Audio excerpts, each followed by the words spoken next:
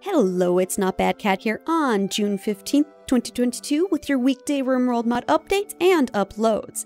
It's been about a year since the Ideology DLC was released. It added a lot of content and a bunch of mods have built on it. What are some of your favorites? Where have mods filled in what the DLC kinda lacked? Let me know in the comments. I'm a big fan of how Ideologians can really change your gameplay, where one colony can be completely different from your last. And mods can really change it. Let's take a look. I covered From Ashes to Ashes, Dust to Dust, all the way back in my February 19th episode of Updates and Uploads when it first released. Garethp has updated it with the new funeral types for your Ideologian. This time it's cannibal funerals, where colonists eat the body as well as the soul. It does give a little bit of the departed skills to the participants. A more acceptable funeral is the heroic funeral. Colony wealth and expectations will influence your colonists in how grand they expect their tombs to be.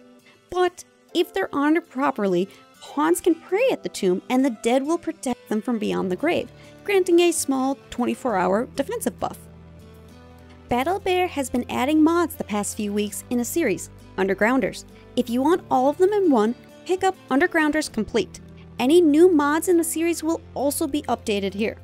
I covered Plantable Timbershrooms in the May 25th episode, but you can pick up Darkfire, Deep Fabrics, Gelapathy, Ghostwort, or Anticillin separately. I'll be including links in my description to each of the individual mods and the complete mod. To recap, Plantable Timbershrooms lets you plant Timbershrooms. Fairly obvious. Darkfire adds darklight versions of campfires and braziers. Deep Fabrics adds Cave Flax and Dark Strand as a content replacement and a weaker version of Devil Strand. You can also craft leather from mushrooms. Gelapathy adds Biogel and Regenigel, the equivalents of herbal and industrial medicine. Make sure you keep them cold or they'll quickly rot. Ghostwort is your decorative plant, like roses or daylilies that need complete darkness, so pawns can see how beautiful it is in complete darkness.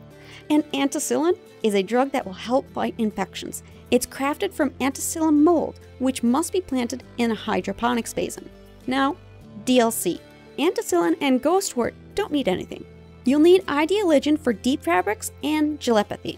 And you'll need both Royalty and Ideologian for Darkfire and the complete version. Warcaskets from Vanilla Factions Expanded Pirates are tough and can carry bigger weapons than a pawn would normally be able to. There's a lot of pew-pew these human machines can deal out, but they're missing something rather important. Warcasket ElectroLance by BrassRobo adds a weapon to help your colonists deal with mechanoids.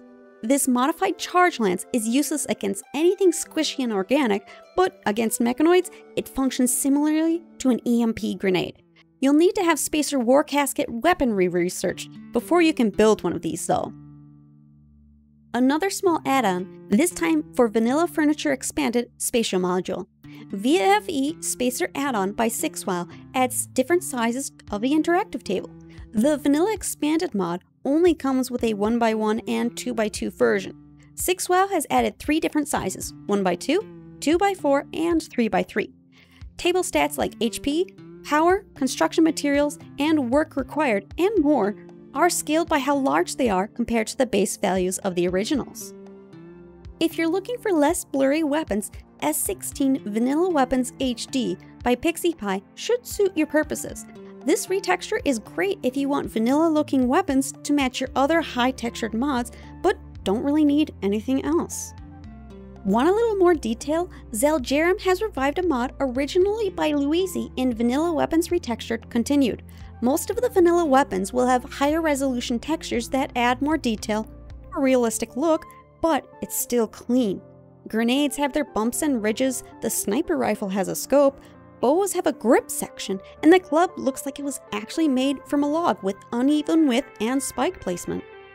NL Facial Animation WIP by Nails is a popular mod that adds anime-style faces to your pawns. There's add-on mods for animation, patches for modded races, and hairstyles to make it fit its non-vanilla face size. But anime might not be your style, or you get bothered by how facial hair doesn't match the pawn's jawline. Maybe you want diverse expressions on your pawns, but to keep to the vanilla style. Vanilla Textures Expanded NL Facial Animation by Oracle of Thessia is your answer. You will still need NL facial animation, but gone are the anime-style features and replaced with ones that are very reminiscent of LEGO figurine faces. If you want to customize your pawn's face, pick up Character Editor by Void. There's plenty of options for eyes, mouth, and eyebrows, so there's millions of combinations. There are some options that won't spawn naturally on a pawn. Using Character Editor is the only way to get these. And to note, this is a full retexture mod, so you won't be seeing any anime faces. If you've added alien race mods, they might need to be patched to get VE faces on them. However, some patches made for the main facial animations mod are compatible naturally, such as Nal's facial animation for HAR by Damon976. Oracle of Thessia is working with another modder I've featured in this series, Aaron, to update and include HD retextures for vanilla tattoos, so keep an eye out for once it's finished. That wraps up the mod updates and uploads for June 15th, 2022. Sometimes mods that get some pretty big updates don't get added to the list because I just don't know about it. Want to help? Come join my Discord and let me know.